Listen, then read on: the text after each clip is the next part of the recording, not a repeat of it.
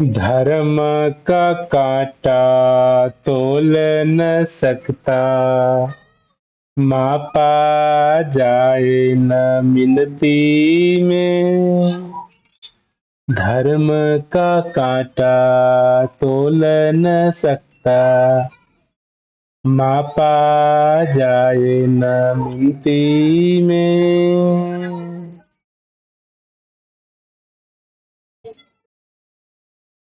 आज मानव सत्य को, परमेश्वर को, प्रभु परमात्मा को नाना प्रकार के गिनतियों में, तौल में, धर्म कांटा में मापने का, परिभाषित करने का, जानने का, बताने का दावा किया करता है। लेकिन सतगुरु, संत महात्मा, या कहिए इस संसार पे जिस किसी मानव ने सत्य की अनुभूति की, सत्य को महसूस किया, सत्य को जाना,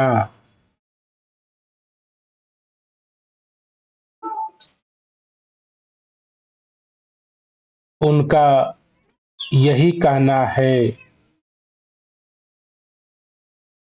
जो सत्य है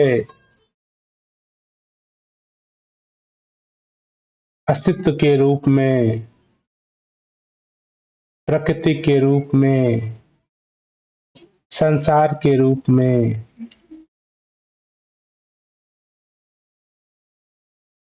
उसको हम मानव जात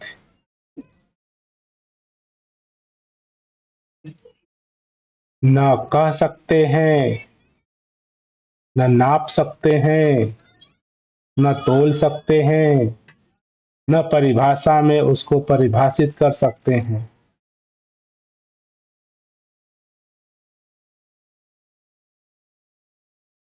लेकिन आज जो संसार की अवस्था है, जिसमें मनुष्य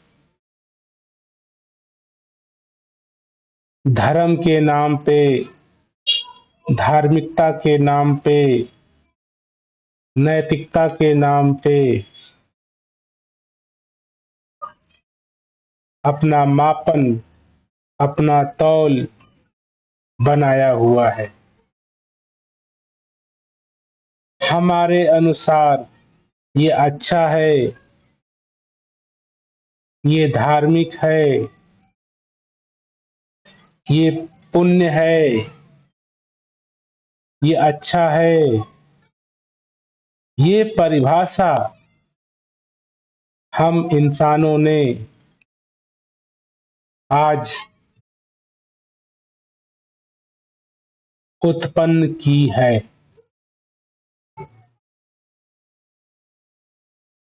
इसी तरह से जैसे मैंने वस्तुओं को, साधनों को, संसाधनों को मापने के दायरे के अंदर कर दिया है, सेम परिभाषा को आज हम सत्य को भी परिभाषित करने का प्रयास करते हैं।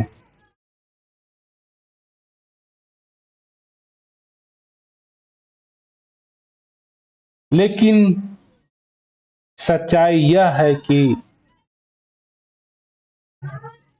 सत्य को निराकार को, प्रभु को, परमेश्वर को किसी प्रकार की परिभाषा में, नाप में, तौल में, धर्म में स्थापित नहीं किया जा सकता।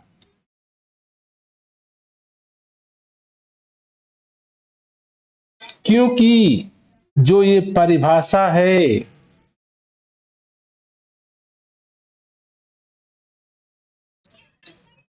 जिसको परिभाषित किया जाना है, ये सत्य, जो ये सत्य निराकार है, इतना बृहद है,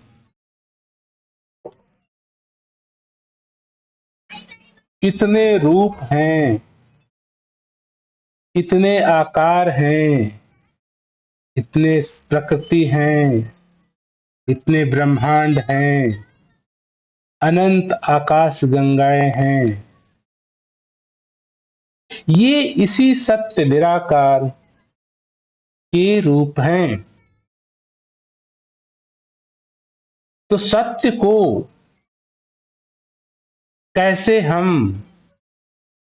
नाप सकते हैं, तौल सकते हैं, धर्म के कांटे में बांध सकते हैं?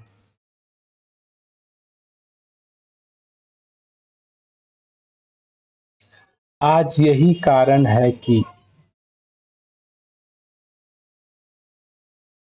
सत्य को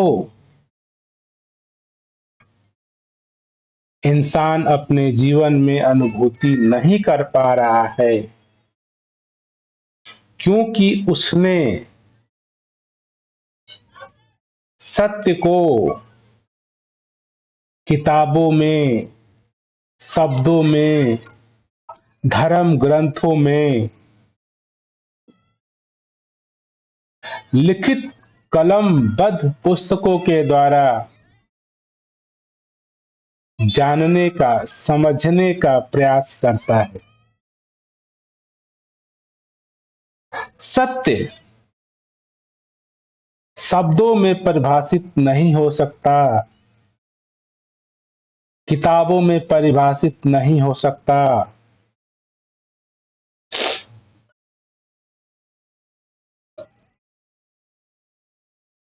तो आपके मन में ध्यान आएगा कि इतनी सारी धार्मिक पुस्तकें, किताबें क्यों हैं? गीता, रामायण, बाइबिल, गुरु ग्रंथ, धम्मपद, ये उन महात्माओं की, उन संतों की, उन महापुरुषों की जिन्होंने सत्य अनुभूति किया, सत्य परमेश्वर को जाना, को समझा, तो उनकी वाणी है।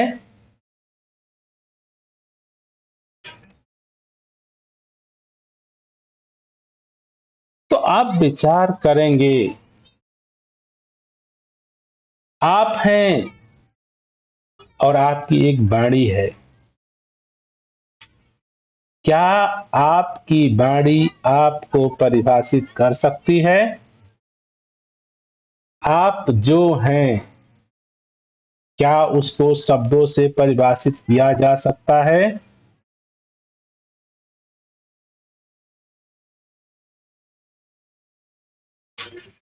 समस्या ये है कि हम चीजों को, वस्तुओं को, संसाधनों को जैसे नापने का, तौलने का, व्यवस्था किए हैं, इसी व्यवस्था में सत्य निराकार परमात्मा को भी हम व्यवस्थित करना चाहते हैं।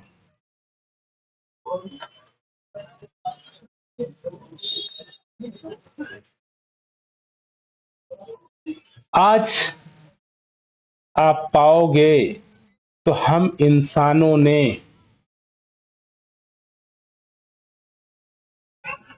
धार्मिक होने का मापदंड बना दिया है। धर्म का कांटा तौल न सकता। वाणी क्लियर कर रही है, धर्म का कांटा तौल न सकता, मापा जाए न मिनती में। जिसको हम इंसान धर्म कहते हैं, धार्मिकता कहते हैं, आप विचार करेंगे तो क्या है धर्म? कुछ हम इंसानों ने रीति रिवाज कर्म क्रिया कलाप को कलमबद्ध किया, को नियम बनाया। सुबह उठना है, नहाना है, मंदिर जाना है, घंटे बजाना है, धार्मिक पुस्तकें पढ़ना है, अच्छा बोलना है, प्रभु का भजन करना है, लोगों की सेवा करना है, सत्य बोलना है।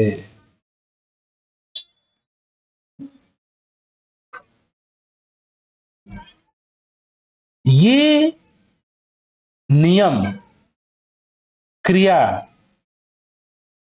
को पालन करने वाला धार्मिक है, सत्यवादी है, संत है, महापुरुष है। ऐसा हमने एक नियम कानून बना दिया। जो भी इसमें फिट हो जाएगा, इस कानून कायदे के अनुसार, नियम रूल रेगुलेशन के अनुसार, वो धार्मिक हो गया, वो संत हो गया, वो महापुरुष हो गया।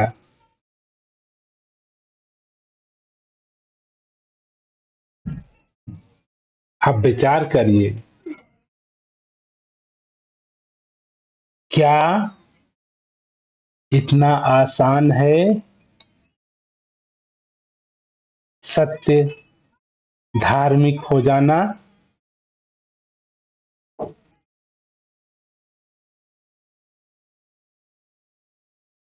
प्रश्न ये है, चलिए इस नियम को, कानून को, कायदा को बनाने वाला या बनाने से सत्य का कोई भी लेना देना है? परमात्मा का इस जो धर्म का मापदंड हमने बनाया है, हिंदू मुस्लिम सिख ईसाई, हम इंसानों ने बनाया है।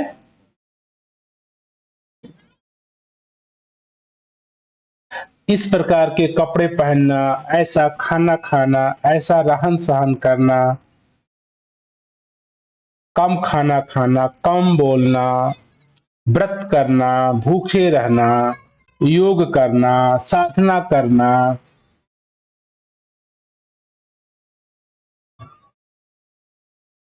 क्या इसके इससे कोई भी लेना देना सत्य निराकार परमात्मा का है?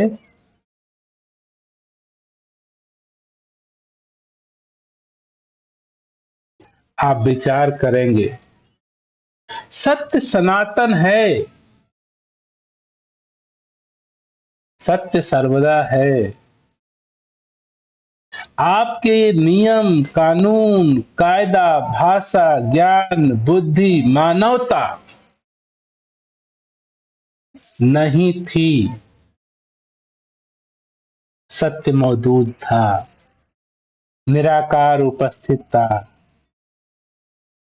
उपस्थित है, उपस्थित रहे नहीं रहेगा। हम रहें चाहे न रहें, ये सत्य निराकार उपस्थित है, उपस्थित रहेगा, उपस्थित था। ये वाणी भी इस सत्य निराकार को परिभाषित नहीं कर पाती है। हमारे पास शब्दों की सीमा होने के कारण हमें कहना पड़ता है समझाने के लिए। इसी प्रकार से जिस भी संत महात्माओं ने इस सत्य को देखा, जाना, अनुभूति किया, उनका केवल प्रयास रहा, हे मानव तू भी आंखें खोल ले, तू सत्य से युक्त होकर जीवन जी। झूठे मानव निर्मित क्रियाकलापों में भ्रमित होकर के क्यों जीवन में दुख को आमंत्रित किए जा रहा है। संत महात्माओं ने समय समय पर केवल यही प्रयास किया, किसी ने कह करके, किसी ने गा करके, किसी ने नाच करके, किसी ने खंजरी बजा करके मानव समाज को यही जगाने का प्रयत्न किया, हे मानव तू सत्य के साथ हो जा, तू आंखें खोल ले, तू मन रूपी भ्रमित जंजालों से, मन रूपी भ्रमित शब्दों के जंजालों की समझ परख कर ले।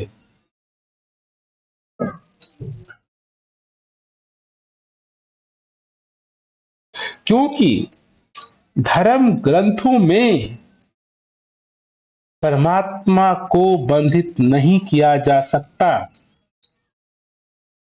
बजाय धर्म शास्त्र पुस्तकें केवल एक माध्यम है, साधन है, जिससे इंसान को ये समझ आ जाए कि मन द्वारा निर्मित भाषा, शब्द, लिपि द्वारा निर्मित ज्ञान सत्य परमात्मा नहीं होता।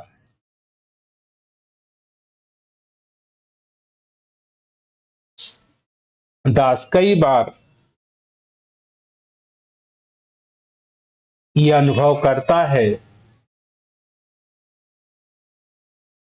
जैसे ही हम शब्दों का प्रयोग करते हैं, सत्य छूट जाता है।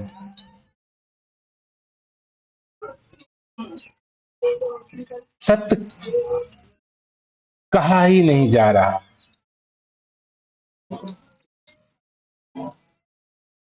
आप ये पूरी प्रकृति को, पूरे अस्तित्व को आप देखेंगे तो पाएंगे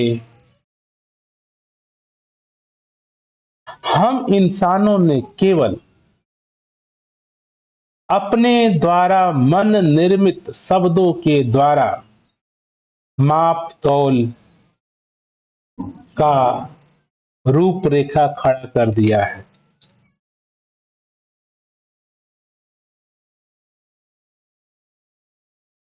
आप किसी पेड़ को देखिए, किसी फूल को देखिए, किसी पौधों को देखिए,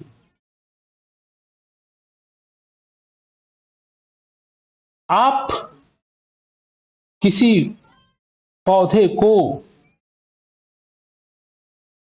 पौधा कहते हैं, आपके कहने से उस पौधे के होने में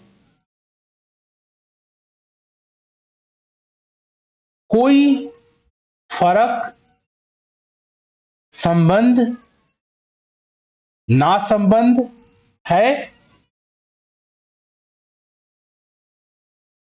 एक पौधा है, आप उसको पौधा कहिए चाहे न कहिए।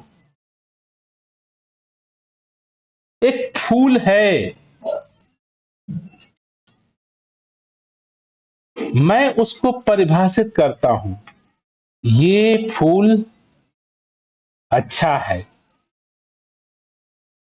अब विचार करिए, आप कह रहे हैं फूल अच्छा है, ये आपको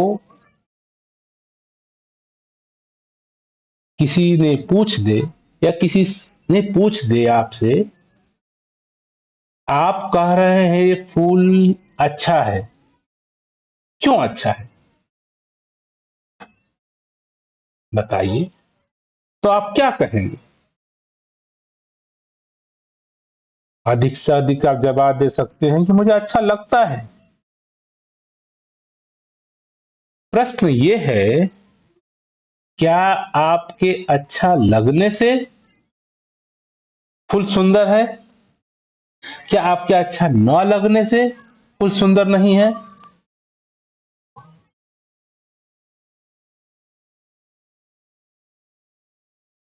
उसी फूल को एक आदमी कह सकता है कि ये तो अच्छा नहीं है, इसमें गंदगी है, इसमें कांटे हैं।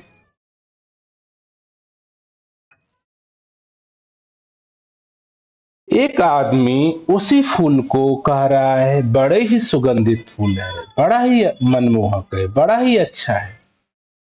उसी फूल को उसी जगह पे एक व्यक्ति कह रहा है इस फूल में कांटे हैं, इस फूल पे गंदगी है, इस फूल की पंखुड़ियां टूट गई हैं, सही नहीं है, रूप में नहीं है। ये दोनों व्यक्तियों का अपना मापदंड है, हमने परिभाषित किया। कोई पूछे क्या परिभाषा है, किस बेस पे कह सकते हैं, आपका क्या मापदंड है कि अच्छा है या बुरा है? अब विचार करिए, उस फूल को जो है, जिसके बारे में मैं कह रहा हूं अच्छा है, सुगंधित है, वो एक व्यक्ति कह रहा है ये सही नहीं है। इस परिभाषा का मोल कितना है उस फूल के प्रति? आपके कहने से फूल में क्या परिवर्तन हुआ? आपके फूल को अच्छा कहने से, अच्छा बोलने से कोई संबंध है फूल का? आप एक आदमी फूल को कह रहा है कि सही नहीं है, अच्छा नहीं है, क्या इससे फूल को कोई फर्क पड़ रहा है? जो है सो है, उस पे मैं अपना मापदंड लगा करके केवल अपने आप के बारे में बताना चाहता हूं कि मैं कैसा हूं। इससे फूल की कोई भी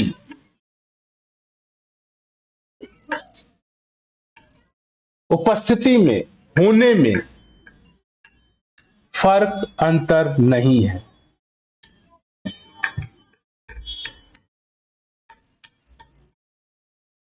हाँ, ये है कि अगर मैं फूल को बोलूं अच्छा है, सुगंधित है, तो सोचिए कि क्या ये मापदंड आपका सही है? अभी फूल सुगंधित है, अच्छा है, शाम को यही फूल आपको अच्छा नहीं लगेगा। तो आपकी परिभाषा क्या फूल को अच्छा कहती है, अच्छा बनाती है? क्या इस परिभाषा से फूल परिभाषित होता है? क्या फूल को आप परिभाषित कर पा रहे हैं? क्या फूल को आप कह पा रहे हैं? क्या फूल के अस्तित्व को बता पा रहे हैं?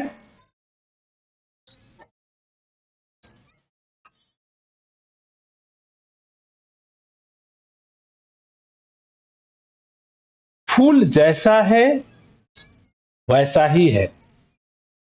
जो परिवर्तन हो रहा है उसमें होगा ही।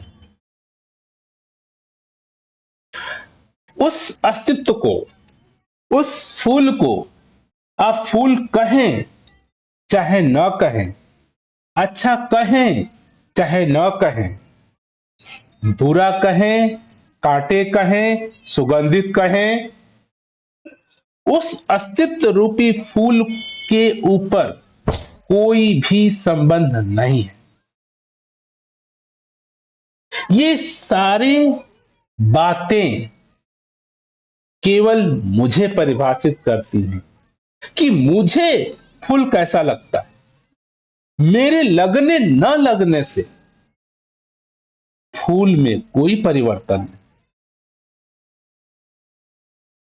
भाषा, शब्द अस्तित्व को परिभाषित नहीं कर सकती। हाँ, अपने बारे में जरूर बताती हैं। जो परिभाषित कर रहा है उसको क्या लग रहा है, उसको क्या दिख रहा है, उसको क्या महसूस हो रहा है। एक ही फूल को एक ही समय पर 10 लोग 10 नजरियों से परिभाषित करेंगे। क्या फूल 10 हो गया? फूल तो है, न एक है न 10 है। हम नाना प्रकार के लोग इसको परिभाषित करने का प्रयास करते हैं। तो ये शब्द केवल मेरे बारे में बताता है कि मेरी सोच क्या है, मेरी समझ क्या है, मेरी ज्ञानेंद्रिया क्या है, मैं क्या देख पाता हूं, क्या अनुभूति कर पाता हूं। जैसे हम इस संसार के किसी भी एक वस्तु को, प्रकृति के अस्तित्व के किसी भी एक पत्ती को, फूल को, पहाड़ को, नदी को, पानी को, आग को, जिसको भी आप परिभाषित कर रहे हैं, वाकई में आप उसके बारे में केवल अपना मत रख रहे हैं। आप ऐसा सोचते हैं, आप ऐसा मानते हैं, आप ऐसा जानते हैं। आपके सुनने से, आपके जानने से, आपके देखने से प्रकृति के किसी अस्तित्व में कोई भी संबंध नहीं। लेकिन हम केवल संबंध स्थापित करने का प्रयास करते हैं। हम फूल को फूल कह करके फूल के साथ संबंध स्थापित किए। इससे फूल के बारे में कोई भी जानकारी आपको नहीं है, न फूल को कोई असर पड़ा। फूल है तो है, उसको फूल कहिए चाहे ना कहिए, पौधे कहिए चाहे ना कहिए।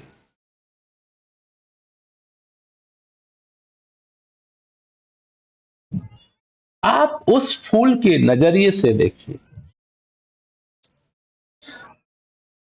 उसी फूल को आप कह रहे हैं सुंदर है, अच्छा है, सुगंधित है। उसी फूल को एक व्यक्ति कह रहा है कांटा है, गंदगी है, पत्तियां टूटी हैं, पत्तियां सही नहीं है, टालियां टेढ़ी हैं। इन दोनों बातों को फूल की दृष्टि से देखिए। क्या फूल में कोई उसे लगता है, लगता होगा कि मैं सुगंधित हूं, मैं कांटेदार हूं, मैं ये हूं, मैं वो हूं। जितना भी हम बाहर का स्टेटमेंट, बातें उस फूल के प्रति कहेंगे, इससे कहने वाला परिभाषित होता है। कौन कह रहा है, उसकी ज्ञान इंद्रिया क्या है, उसकी सोच क्या है, उसकी समझ क्या है, ये बात की जानकारी तो मिल जाती है, लेकिन सत्य, फूल, प्रकृति की कोई जानकारी नहीं मिलती। हम इस संसार के, इस प्रकृति के एक भी अस्तित्व को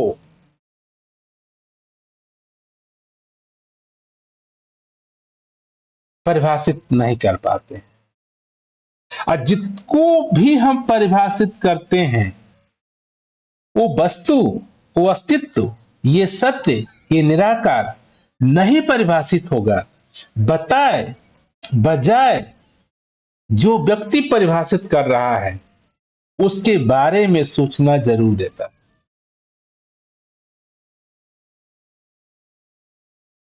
एक फूल को मैं सुगंधित कह के, अच्छा फील कर सकता हूं। एक फूल को कांटेदार कह के, बदसूरत करके एक व्यक्ति अनकंफर्टेबल फीलिंग में जा सकता है।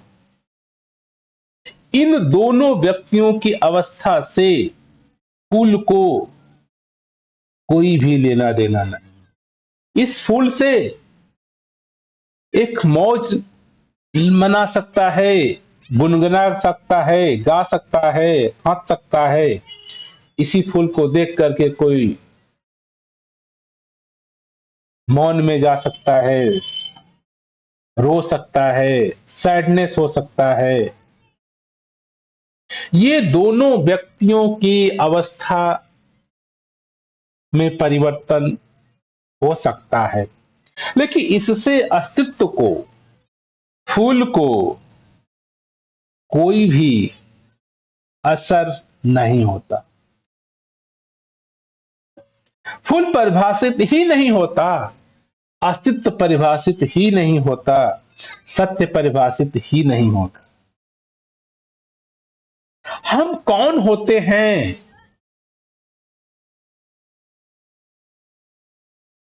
किस बेस पे, किस आधार पे मैं कहता हूं ये अच्छा है, ये शुभ है, ये लाभ है। मैं कैसे ठेकेदार बन गया हूं, ये फूल अच्छा है, किसने मुझे जिम्मेदारी दे दी अच्छा कहने के लिए, ये फूल अच्छा नहीं है, खराब है, ये कहने की जिम्मेदारी किसने दी। अस्तित्व क्या आपसे, आपके कथन के अनुसार चलेगा? आप अच्छा कहेंगे तो अच्छा मानेगा, अब बुरा कहेंगे तो बुरा मानेगा। ये सत्य, परमात्मा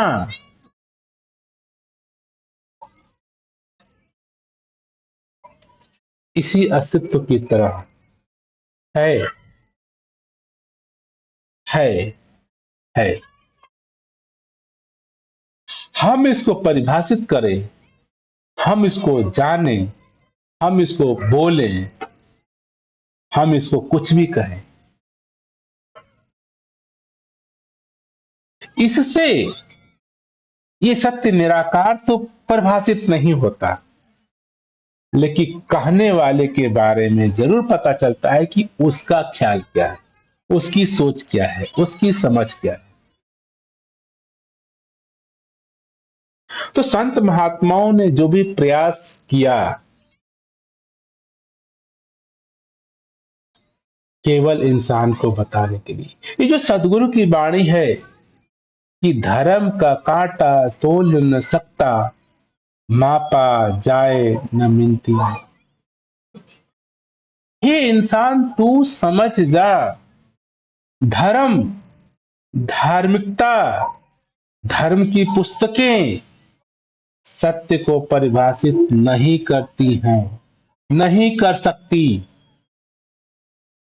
किसी भी तरह से आप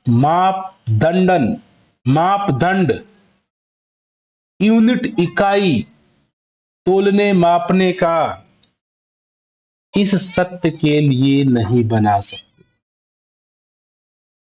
हमारी आम तौर पे बोल चाल की जिंदगी जीते वक्त हमने नाना प्रकार की इकाइयां बना दी हैं, तौलने के लिए, नापने के लिए, कहने के लिए, सुनने के लिए, सुनाने के लिए, जीवन यात्रा को सुलभ बनाने के लिए ये मापदंड, ये इकाइयां तो सार्थक हैं, लाभदायक हैं।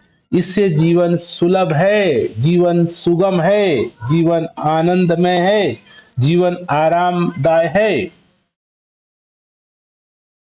लेकिन इन्हीं मापदंडों को हम प्रयास करते हैं कि हम इन्हीं मापदंडों से इस सत्य को भी परिभाषित कर देंगे। यही गड़बड़ हो जाती है, यही भूल हो जाती है। संतों ने कई बार वादा, पोथी पढ़ पढ़ जगमुआ, पंडित भया न कोई। एक न भूला दो न भूला, भूल रहा है कुल संसार। नामी की पहचान नहीं है, नाम का करता है व्याप। संत महात्मा हमको जगाने का प्रयास करते हैं। हे इंसान, तो जो भ्रम की अवस्था में, भूल की अवस्था में तू जो सोया हुआ है, जाग जा, आंखें खोल ले। जीवन सहज है, जीवन आनंदित है। हमने मात्र केवल अपने मन, चित्त, बुद्धि द्वारा जीवन को कठिन, जटिल, समस्यामय बना दिया। दास को ऐसा लगता है धर्म के नाम पर, धर्म के वजह से, धार्मिकता की वजह से, नैतिकता की वजह से, पाप पुण्य की डर की वजह से आज मानव समाज अपने जीवन में नाना प्रकार के दुख और कष्ट को भोग रहा है। मात्र और मात्र केवल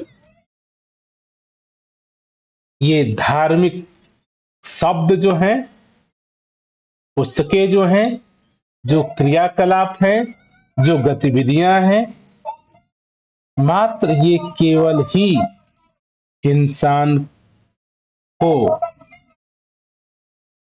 दुख में जीने का कारण है।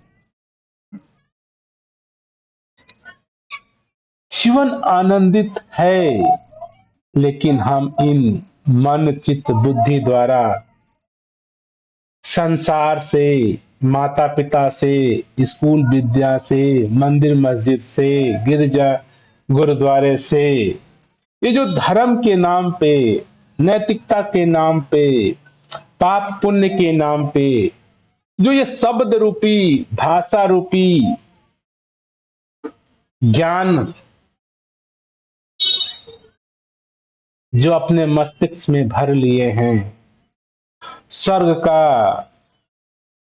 नरक का, पुण्य का, पाप का, मोक्ष का पाने का, नाना प्रकार के शब्द ही आज इंसान को दुखमय बनाने का साधन है। दास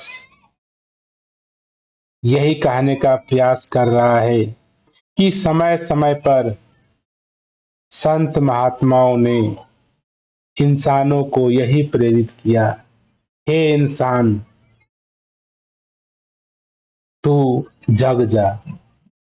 ये वाणी भी हमको आज यही परिभाषित कर रही है कि धर्म का कांटा तोल न सकता, मापा जाए न मिनती में।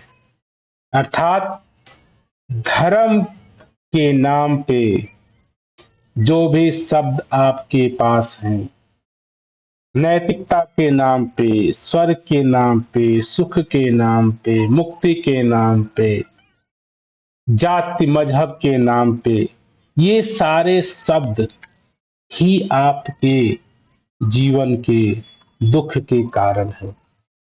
संत महात्मा कहते हैं इससे जग जाओ, इसको देख लो, ये झूठा है, इसका कोई भी असर आपके जीवन पे नहीं है, ऐसा जानना, ऐसा बोध में हासिल होना